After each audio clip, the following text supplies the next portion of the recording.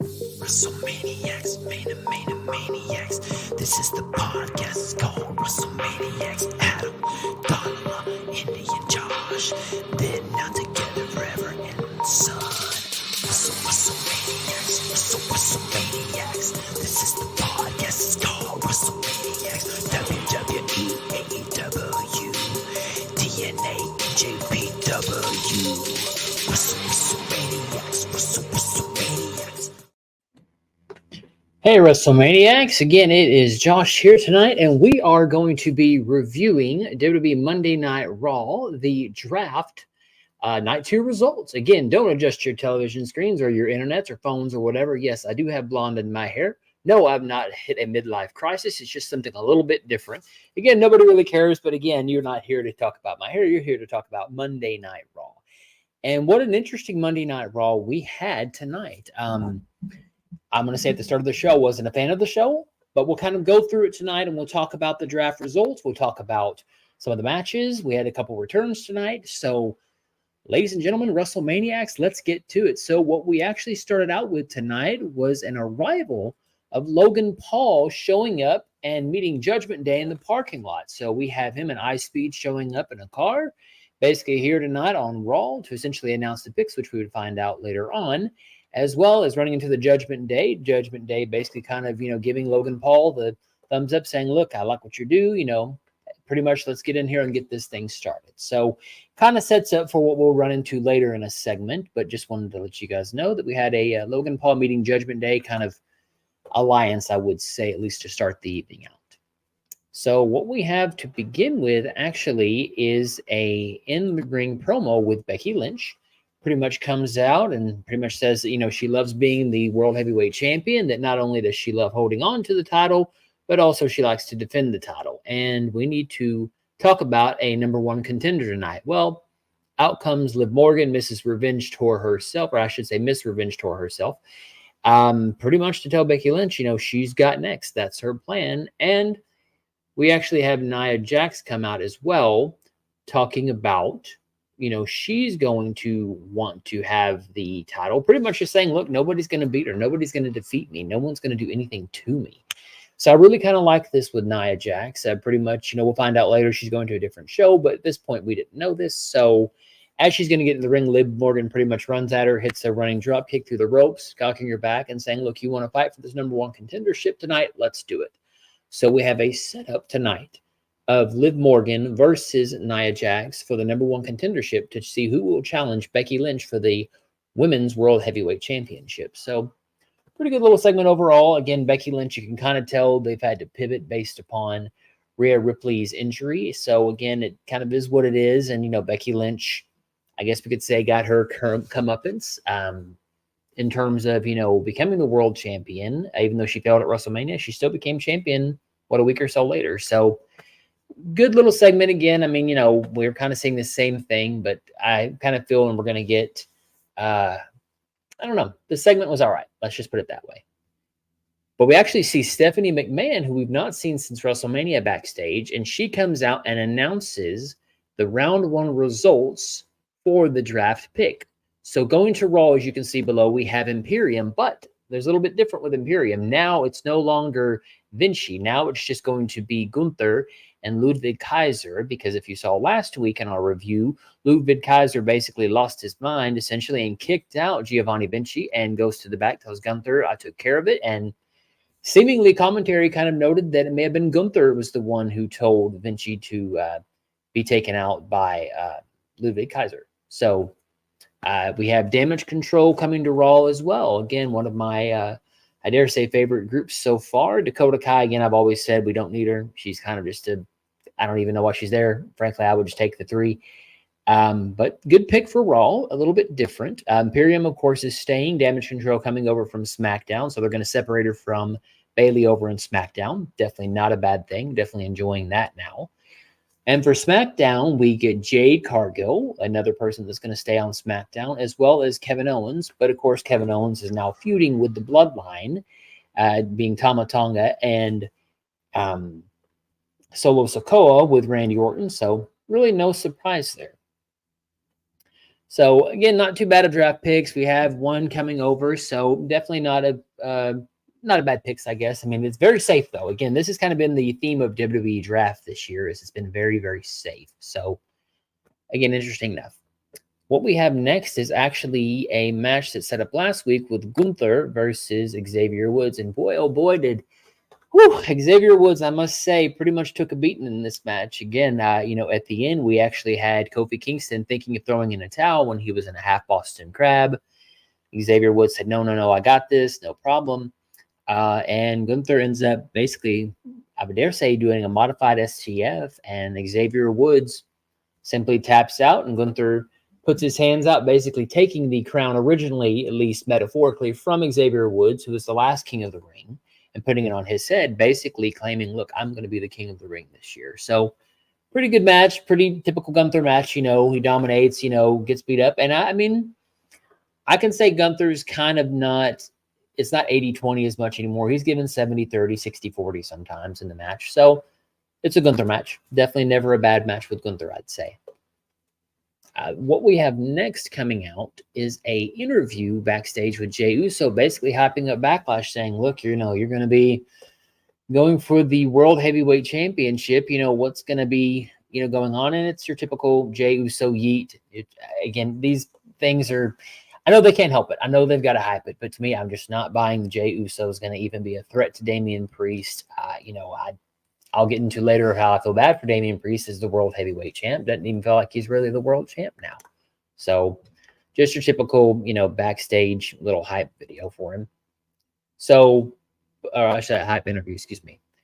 What we get next is actually Logan Paul and iSpeed coming out to announce the second round draft picks. And for Raw, we get CM Punk and a returning Braun Strowman.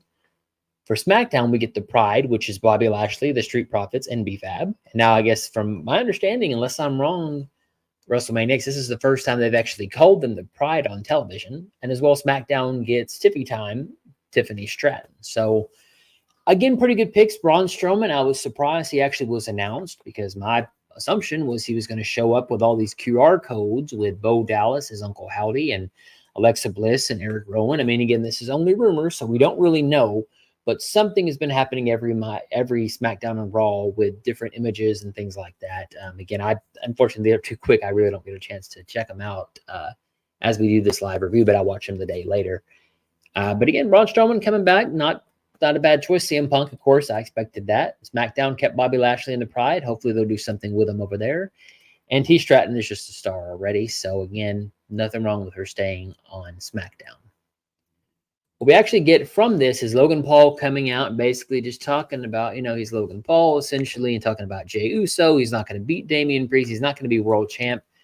Jey Uso comes out to confront him. They pretty much talk mess to one another, talk trash to one another. And surprisingly or unsurprisingly, as he's talking to Logan Paul, we have Finn Balor and JD McDonough coming from behind, basically attack him. And as he's attacking him, he actually has... Logan Paul goes out to Patrick Mahomes, who is apparently the Kansas City quarterback, something with football. Again, I don't follow football, but I know he's fairly important there in town, and actually gets the Super Bowl rings from Patrick Mahomes, puts them on his fingers like this, and goes to actually hit Jey Uso as they're holding him up. Jey dodges, and poor JD McDonough takes one to the face with those Super Bowl rings. And essentially, Jey Uso is laughing his butt off as they're kind of Logan Paul shocked that he hurt somebody in the Judgment Day. Finn's just, just distraught that he got knocked out with a knockout punch. Well, they start to brawl. Logan jumps on him. And surprisingly, the new Raw draft pick, Braun Strowman, comes out and actually chases Logan Paul away. And Jey Uso, of course, chases the Judgment Day away. So looks like we're going to possibly get, again, I don't know, we haven't announced it. Maybe it'll be announced next week. Logan Paul will defend his U.S. championship against Braun Strowman. Again, not announced, but it looks that way based upon what we're seeing tonight. So that match is going to be interesting. I mean, again, I didn't think Logan Paul was going to pull off a Roman Reigns match, but maybe he can get something good out of Braun Strowman. Again, not that Braun Strowman's bad by any stretch, but again, Braun is Braun Strowman for a reason. So again, not too bad of picks earlier. And again, I'm a little intrigued Braun Strowman coming back this early without the Bo Dallas things that we've been hearing of Uncle Howdy. But again, we'll see. We never know. Raw is always unpredictable, and so is SmackDown. WWE as a whole is unpredictable now in this new Renaissance era, or Triple H era, or Levesque era, whatever we want to call it now. Non-PG era, maybe. So then what we do after this is we go backstage with Chad Gable talking to R-Truth, basically saying, you look, sounds great, Truth. Not a problem. Miz comes up saying, what's going on? And Truth is like, man, we got a 2-for-1 deal. Look, I'm going to be drafted to the NFL. Of course, Truth thinks he's going to be part of the NFL draft and being football players. Miz just basically shakes his head like we always see R-Truth silliness. Basically, the setup is that R-Truth agreed to put the World Tag Team Championships on the line against Alpha Academy, being Otis and Akira Tozawa later tonight. So as we see Truth and Miz walk off, all of a sudden Chad Gable turns around, gets a kick to the face. We pan back and realize it's Sami Zayn who actually has kicked him in the face, our Intercontinental Champion, for revenge from the prior week getting beat down. So, again, pretty interesting there. Again, continuity. We get this Booker T interview about the draft, just kind of asking, as he's part of one of the war rooms, asking, what the plan is, kind of, what we're going to do. And suddenly Drew McIntyre comes up and mentions Drew McIntyre not being drafted yet. And Drew basically is offended by the fact that CM Punk's been drafted, but Drew McIntyre still has not been drafted to any show yet. So short little sweet segment basically saying Drew's pissed off that he's not been drafted yet, but CM Punk is. So that'll play later on here in a little bit, and we'll get to that. But again, interesting little interview, I guess, with Booker T. They're trying to hype the idea that this is really taking the legends into effect, talking to them. So just continuity, I guess, from SmackDown. So what we get next, I will say one thing before I move on. What was interesting is Drew McIntyre actually used Booker T's line of, tell me you didn't just say that. So again, I thought that was a cute way of kind of tying them two together. So I thought that was a neat little nod to the history of Booker T. So what we get next is actually the Intercontinental Championship match of Big Bronson Reed versus Sami Zayn. Typical big man match with Sami Zayn. Again, he actually, at the end of the match, was going to win the match by hitting the haluva kick. But as he hit the haluva kick, all of a sudden, Chad Gable appears and gives him that stalling German suplex. Basically hits him in the ankle lock, beats him down, essentially, stands over his broken body with the Intercontinental Championship. All of a sudden, Bronson Reed comes from behind Chad Gable, hits him with a Death Valley driver, pretty sick-looking Death Valley driver from a big guy like that. Basically holds up the title when above his head, and, you've got Chad Gable as well as Sami Zayn's broken body. So my assumptions we'll get a triple threat in France. Again, not really announced yet. Again, I'm surprised they didn't announce it tonight, but again, we'll probably get something next week, I imagine. So interesting matchup, interesting way to continue the story of Sami and Chad Gable, as well as interjecting Bronson Reed. So will we get a new Intercontinental Champion? Who's to say? But it definitely does add a little wrinkle to the story of Chad and Sami Zayn for sure. So what we get is actually the APA actually is out. JBL and Ron Simmons out to the next round 3 results. And so what we have for Raw is the LWO, and including Carlito, who just turned on the LWO last SmackDown, or was revealed to be the attacker of Dragon Lee, so turned against them. He's still apparently part of the draft pool. Coming to Raw, as well as Drew McIntyre. For SmackDown, Legado del Fantasma stays, and actually from Raw, Shinsuke Nakamura moves over to SmackDown. Now, my hope is Shinsuke especially gets a lot more time and a lot more victories over on SmackDown, because Raw, every time he's challenged for anything, whether it's the IC title, whether it's for the world title, he just loses. Cody Rhodes, that feud was good. I love the way they did it, but again, poor Shinsuke has just looked bad the last couple of months. So hopefully a move to the blue brand will help him out. Moving the LWO to Raw is a smart move, I think. Everybody's tired of seeing the LWO versus Legado del Fantasma. Now we have Carlito in the mix, so we're going to have a new feud, an old feud, I should say, or a continuing feud on a new show. And Legado del Fantasma can feud with, I don't know, whoever is coming over. And again, we'll see some of the picks, and maybe we'll talk about some possible potential matchups I'd like to see over there. So what we get after this is actually Drew McIntyre coming out, basically saying, finally, you guys have picked me, essentially. And, not giving a damn about CM Punk, even though he's on the same show. And we actually get CM Punk's music kit, and Drew turns around, is going to confront him. And to the stage right, or from Drew's left, in the skybox, CM Punk is there, basically taunting him and saying, no, I'm here. I'm actually here, you bitch. I mean, which again was a great way to hear that. You don't really hear that a lot now. So ever so much more, the WWE is leaving the PG era. Again, most say they've left it officially, but I definitely think that this is now going to be the Netflix era of Raw, where they're starting to curse a lot more. And, I'm liking this because, again, this is what most men usually would say. And I'm guessing females too. But, I mean, definitely you would call somebody a bitch when you're fighting them, essentially. And basically, Drew said that mad. He basically walks off and is going to go find CM Punk to fight him, essentially. And what was neat in this promo I liked is that Drew basically said, Punk, you finally did it. And he puts his elbow up saying, you hurt me. Just like I hurt you when you pulled me on that table. You fractured my elbow, essentially.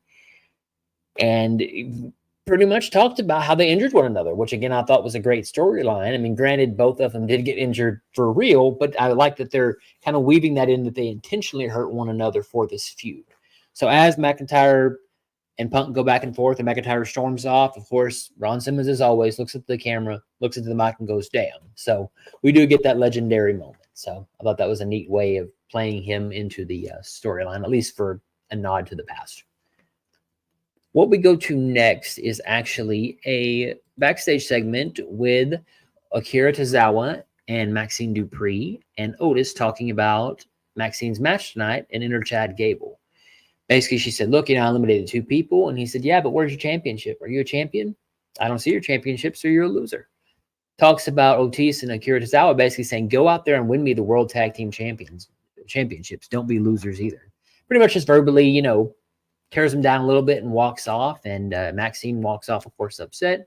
Akira and Otis look at each other, and I'm curious to see if the Alpha Academy folks leave or if they're replaced. Again, I've heard rumors that the Creed brothers might be joining. Again, we don't know this yet. I'm just hearing what I'm reading online, and I'm hoping it's true. It'd be a really cool little wrinkle to that Alpha Academy feud. So, again, what we do next after this is we have a Braun Breaker interview with just talking about he's the new pick of Monday Night Raw, essentially. And Sheamus interrupts, basically talking about, hey, fella, basically setting up a feud between them two, which I was hoping, funnily enough, I talked about on the SmackDown review and the draft, that I was hoping Braun Breaker would actually get to have a feud with Sheamus. So it's kind of funny that I don't know whether it's in the ether, it just happens in the universe, but I definitely am excited for this potential matchup. We actually see Drew getting so mad, still looking for CM Punk as we pass by. So definitely a pretty cool reaction there as well. So what we get next on top of this is we get the Candice LeRae and Indy Hartwell, or Candice LeRae with Indy Hartwell versus Maxine Dupree and Ivy Nile match. The feud that never seems to end. Candice LeRae gets the win here. Again, nothing really of substance. I mean, again, I hate to say that, but they're just, you never really see anything. This feud's been going on forever. And thankfully later on they're announced in the draft, but again, it's the feud that never ends, it seems like. So then we go to a video package of Carlito turning on the LWO last SmackDown, and we see the LWO backstage responding to pretty much that Carlito's turn. And we actually get Dominic Mysterio showing up and saying, hey, Dad, good to see you back on the show. But remember, the Judgment Day one's Raw, not you guys. And Ray, which, again, I would have never guessed we would have heard this statement again from WWE, but basically says, what is that on your face, Dom? Talking about his mustache. Basically calling him a Dirty Sanchez, which, again, that's kind of, an insult now. You really don't hear that very often anymore. Again, you can Google Dirty Sanchez at your own leisure. I'm not going to define what that is necessarily, but definitely not a nice name to call somebody, especially with a mustache. So definitely hopefully not a reignition of their feud, but again, we never can tell, right? So hopefully we don't see it again, but you never know. What we get next is actually Drew McIntyre walking up in the upper levels of the arena, going to confront CM Punk in that skybox he was in earlier. When he walks in there, you don't see CM Punk, but you do see that Punk has left him a gift of a signed photo of himself, a signed photo of himself. And of course, it pisses off Drew McIntyre. He looks to the crowd, and so all of a sudden, CM Punk is coming out down the ramp into the ring. Essentially, best way to say it is pretty much Punk said, look, when I come back, basically I'm going to beat your ass and we're going to fight. And he basically says, look, you prayed for me to get injured, and for me, losers pray for things to happen. Losers are the one that hope for things to happen, but winners like me, they make things happen. Basically turns his back, sits down, and that's pretty much it for the night. Essentially, it was a game of cat and mouse where CM Punk was in one place, moved when McIntyre was there. Little weird Punk moved, but again, they're both injured, so I get that's their kind of way of playing to the fact they're not going to be able to touch each other, and they're still keeping this feud going on, even though both men are out for, again, I couldn't say how long, but I definitely like that they're still doing this, and it doesn't hurt to have a feud go on without any physicality. So definitely a nice way to play off on this one. So our next thing we get, and funnily enough, what a weird segment this was at the end of Punk. He basically says, I've got 5 minutes. Looks to Corey, and Corey's like, now we got 2 minutes and 37 seconds. So literally talking production talk. I work in production just as a church, myself, and seeing them talking that production talk was a little interesting. So suddenly Theodore Long's music plays, and out come Theodore Long and Alundra Blaze / Medusa to actually announce the next picks for Monday Night Raw and SmackDown, which is round 4.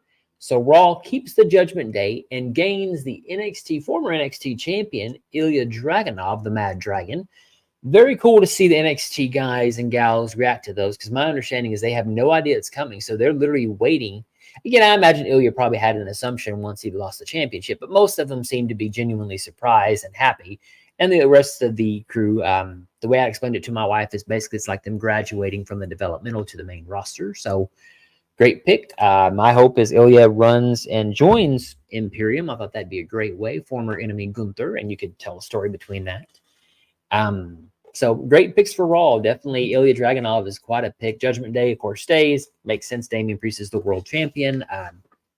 I'm a little surprised they kept him. I was assuming they were going to break him up just because there's been tension there, but maybe there's more of a story to tell between Damian and Finn and Damian and JD. So I'm good with that.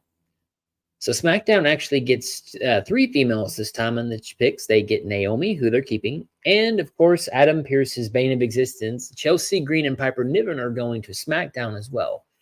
Great choice, because again, we see Chelsea and Piper Niven on Monday Night Raw a lot of the times. It's the same character, so I like the refresh.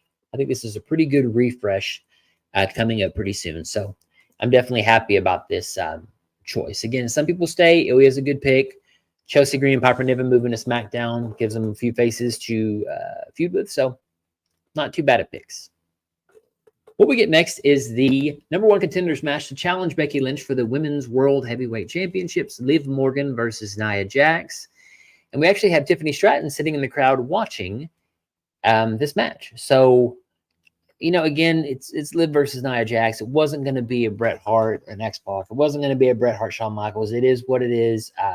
Liv Morgan basically ends up winning this match, but the way she wins is by distraction when Naomi comes and starts attacking Tiffany Stratton while she's in the crowd and throws her over the barricade. They brawl, and again, Nia Jax turns, gets the finisher from Liv Morgan, and boom, here we are. So again, not too bad of a match, I guess, serviceable enough. And Liv Morgan is your new #1 contender on her revenge tour now to become the Women's World Heavyweight Champion. What we get next is an interview again with Booker T. I don't know why they went to him twice, but who knows? But essentially talking about, hey, man, the draft's pretty cool. Again, good pick for Ilya. Hey, that's really it. I mean, again, it was really just kind of a throwaway. I wonder if they were trying to fill in that time that Punk basically ended up giving away. But again, it's Booker T being Booker T, talking about NXT and how he's putting over Ilya Dragunov is a really good pick because he does do commentary for NXT. So what we have next is the Dudley Boys actually coming out and doing a little bit of their gimmick, whereas SmackDown they didn't. They had a table with them. They had the glasses. They basically did the what's up thing. They did the, oh, my brother testify, Devon get the table spot, just kind of to make the crowd happy. The crowd, surprisingly to me, seemed a little quiet for the Dudleys. I don't know why, but it seemed like they were trying to engage them to get them more involved. Probably because this Raw seemed to drag on tonight. So anyways, our next picks that we have for round 5 results. Raw keeps the New Day and gets the NXT standout Lyra Valkyria, the former NXT Women's Champion. Pretty good pick there. Again, I didn't expect her to come to NXT to leave NXT so fast, even though she was champion. I expected her to at least stay, I don't know, maybe another month or two just to kind of fill up this feud and finish it up. But definitely a good surprise. Definitely happy to see that. Her character has been pretty well received in NXT, and I definitely think she'll do well on Raw. SmackDown, however, ends up keeping pretty deadly. And as well, they get Candice LeRae and Indy Hartwell. And thank goodness, because I don't have to see Candice LeRae and Indy Hartwell versus Ivy Nile and Maxine Dupree, some combination of that match. I've seen it 100 times. I'm so over it. So thank you, WWE, for getting rid of Candice and Indy Hartwell on Raw. Hopefully they'll be able to shine a little bit more on SmackDown, I hope, because, again, they were good in NXT, but, again, they just seemed lost in the shuffle on Raw. So hopefully this will be a good thing and a good move for them. Lyra Valkyria, I'm sure, is going to be a standout for sure on Raw. So definitely happy for her to move and happy for her success as well. What we get next is the World Tag Team Championship match, Awesome Truth versus Alpha Academy of Otis and Tozawa. And I don't want to call this a squash, but this was over before you pretty much knew it. I mean, again, we knew Awesome Truth was going to win. Alpha Academy really had no chance here. It's, again, to keep the story going of that, Alpha Academy keeps losing. Of course, Chad Gable's going to be upset. We didn't see his reaction to that, but we'll probably see that next week. So I wouldn't even call it, you can call it a match, but it was pretty much over before you knew it. So there's that. What we get next is going backstage with the Judgment Day, and we see the reveal of JD's eye and face after being hit with the Super Bowl rings from Patrick Mahomes. And it's from here to here, just all red on his face, essentially. I think it's actually here to here, excuse me. Looks rough and tumble. Basically, Judgment Day is just talking backstage about what happened. And Damian Priest says, look, this thing needs to be taken care of. We need to take care of this Jey Uso business. We need to take care of Ricochet, take care of Andrade. Let's get the Judgment Day business done, and walks off. Again, seeds of more tension and more that Damian's getting frustrated that his guys are not doing what they're supposed to be doing. Really, again, they're not supposed to be his guys because, remember, there is no leader in the Judgment Day. But yet, with Bria out, of course, now de facto, Damian Priest is now kind of the boss. So, again, more seeds planted for the eventual probably breakup of Judgment Day. When will that happen? I don't know. But I'm definitely liking this kind of continuing frustration that Damian Priest is having. And Finn Balor really is saying nothing. That's the interesting thing. They're not really saying much about Finn Balor, so I'm curious to see where they're going to go with this. So the next thing we get is a backstage walking segment with Liv Morgan walking backstage, running into Becky Lynch, and Becky basically says, look, congratulations, you're now the #1 contender. Liv basically kind of, walks off and says, yeah, I got you. And we actually get Damage Control come up and surround Becky, basically saying, oh, look, we're coming to Monday Night Raw. Nothing really of substance, but it's just kind of this looming threat of saying, we're coming to Monday Night Raw, coming to cause chaos. We're Damage Control. Watch yourself, Becky. That's all I can say. So definitely a good little segment to kind of make sure that they're out. And so, again, I'm happy that they're moving. Again, I was so tired of the Bayley feud, and to be honest with you, I still, again, hope that Dakota Kai's kicked out and does something different, because she ain't part of that, at least in my mind. So we actually have Nick Aldis and Adam Pearce come out for the final round 6 results. Now, again, I say final on television, not necessarily on WWE social media, but I'm talking only on television, at least from what we see. And we get the following picks. We actually get Raw getting the Final Testament, as well as Big Bronson Reed. Again, pretty good for Karrion Kross and Akam Razor, as well as Scarlett and also Paul Ellering. Move them away from SmackDown. I don't want to see them against the Pride. I don't want to even have them on the same show. The WrestleMania match was underwhelming, was not what it should have been, I don't think. So get them on Monday Night Raw. Hopefully we'll get a pretty good amount of feuds between them, especially with Karrion Kross. I hope maybe he goes for the U.S. title. Don't really know what's going to happen, but I'm definitely liking that move. That's a good choice. Big Bronson Reed, he's just now starting to get over on Raw. I'm fine with him keeping him. Definitely nothing wrong with that. And SmackDown gets DIY. Excellent choice for SmackDown. DIY pretty much is doing the whole kind of DX thing with R-Truth. I'm over it. I'm over them wearing the DX attire. It's all cute and well, but go back to being DIY. Again, especially now that Tommaso Ciampa kind of teased the heel turn, not winning those tag team titles. So I wonder if we're going to have some more DIY tag team matches. Definitely don't mind having Tommaso Ciampa have that heel turn kind of put off, because look, we got DIY versus New Catch Republic. We got him against Pretty Deadly, which is going to be pretty good. We've got some pretty good tag teams over on SmackDown. So I'm definitely looking forward to them moving over to the blue brand for sure. And we get another NXT standout. I would say standout, at least, Blair Davenport. And you could tell really every time they would go to the NXT crowd, as well as the wrestlers themselves, would cheer for their person. They'd come down, either hold a hat, and Blair Davenport, you can tell, was just overwhelmed by the response and being chosen. Again, I really do believe they're not told.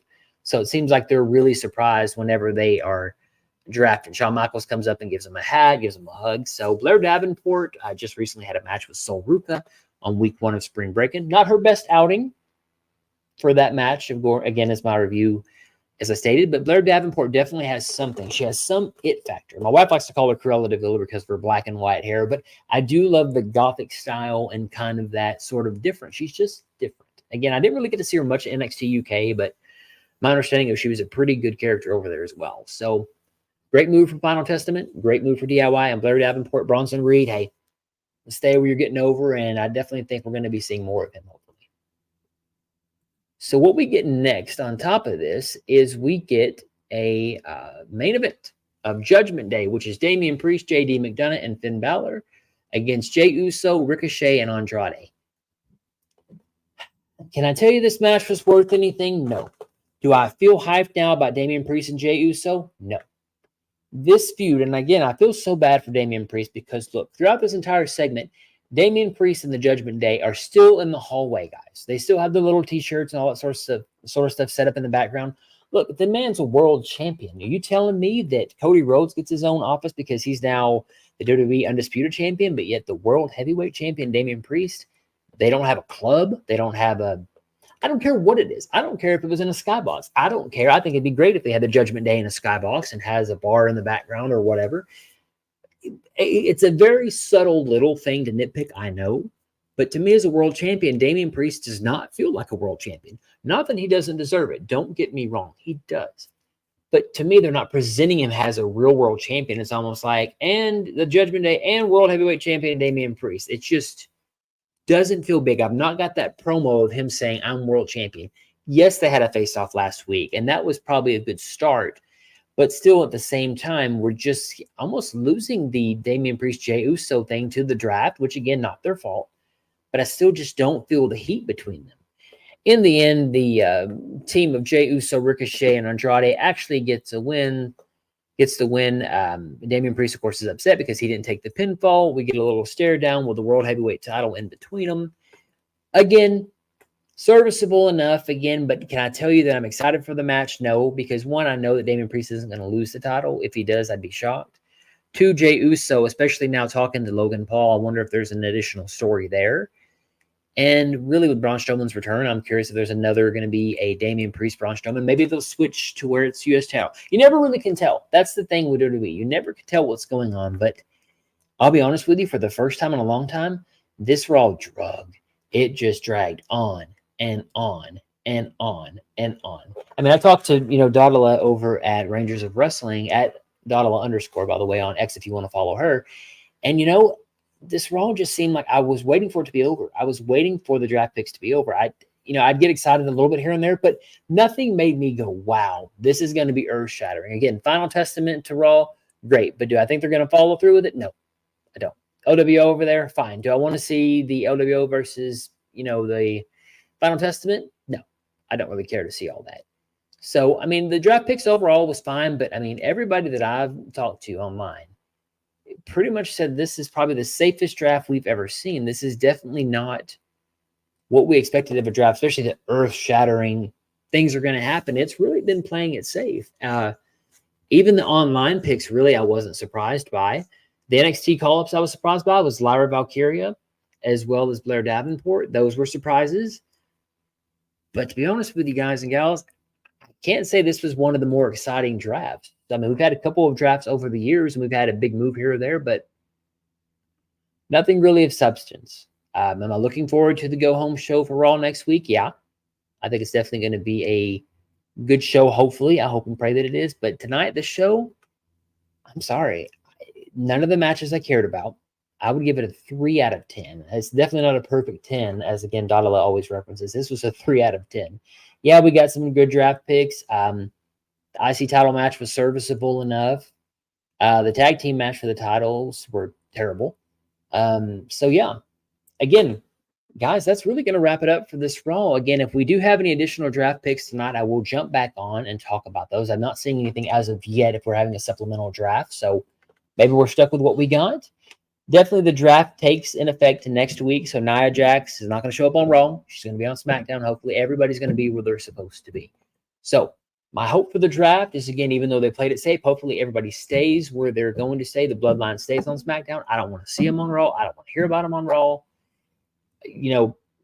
Keep the brands separate if you're going to do it. If you're going to do the separation, keep them separate, because I could give a damn less if they're going to mix it. At the end of the day, there's no point in me caring about it then. So, again, just for you guys to know, you can follow us at A Plus Opinions for the A Plus Hero Report. You can follow us at now our new Twitter handle, WrestleM Podcast, on Twitter as well. You also can follow, again, Dodala at Dodala_ and the Rangers of Wrestling Podcast. But for me, A Plus Hero Report, as well as the WrestleMania Podcast, I will see you guys Tuesday for NXT and on Friday for SmackDown. And again, Backlash coming up. You'll definitely see me there as well. So for all of us here at WrestleManiacs, all of us here at A Plus Hero Report, Rangers of Wrestling, everywhere else, see you guys later. Let me know in the comments what you thought about the show. Like and subscribe to the channel, and I'll see you guys tomorrow evening. Have a good night.